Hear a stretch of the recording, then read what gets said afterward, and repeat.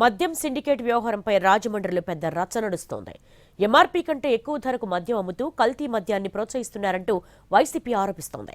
Liquor syndicate నాయకుల సమావేశం ఆడియోను మాజీ ఎంపీ మార్గాని భరత్ రిలీజ్ చేశారు.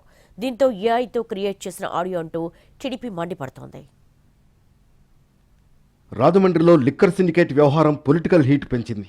సిండికేట్ వ్యవహారానికి సంబంధించిన ఆడియో సంభాషణ వివాదాస్పదమైంది. రాజమండ్రి అర్బన్, రూరల్ ప్రాంతాలు కలిపి మొత్తం 39 మద్యం షాపులు కుమ్మక్కై జనాన్ని దోచుకుంటున్నాయని వైసీపీ ఆరోపించింది.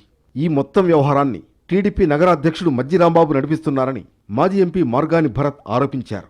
రాజమండ్రిలోని హోటల్ ఆనంద్లోని ఓ గదిలో ఎక్సైజ్ అధికారులు లిక్కర్ సిండికేట్ నాయకుల సమావేశం ఆడియోను మార్గాని భరత్ రిలీజ్ చేశారు. నమస్తే, నా పేరు మజ్జి రాంబాబు అండి.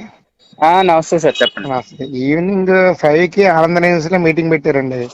ఈవినింగ్ రూరల్ అర్బన్ 39 షాపులు కలిపి ఓకే, అంటే ఓకే ఏ సార్. బ్రాండ్ కి అంత పిచ్చి అమ్ముకోవాలి, ఏంటి దాన్ని మొత్తం సిఏ గారు ఇప్పుడు ఇందాక అంతేకాదు, ఎమ్మెల్యే ఆదిరెడ్డి వాసుకి టీడీపీ అధ్యక్షుడు మజ్జి రాంబాబు బినామీగా ఉన్నారని ఆరోపించారు.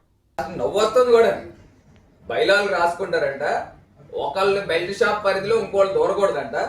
దానికేమో 100 రూపాయల స్టాంప్ పేపర్ మీద పూచీకత్తి కింద 1,00,000 రూపాయలు క్యాష్ కాదు 1,00,000 రూపాయలు చెక్లు ఇచ్చుకుందాం, అవసరమైతే బ్లాంక్ చెక్లు ఇప్పిద్దాం. ఈయన మాట్లాడుతున్నాడు అంటే ఎంత దారుణంగా. వీళ్ళు మద్యం వ్యాపారం చేస్తూ ఓ పక్కనేమో కల్తీ మద్యం, ఇంకో పక్కనేమో నకిలీ మద్యం. అయితే ఆడియోలో ఉన్నది తమ వాయిస్ కాదంటున్నారు టీడీపీ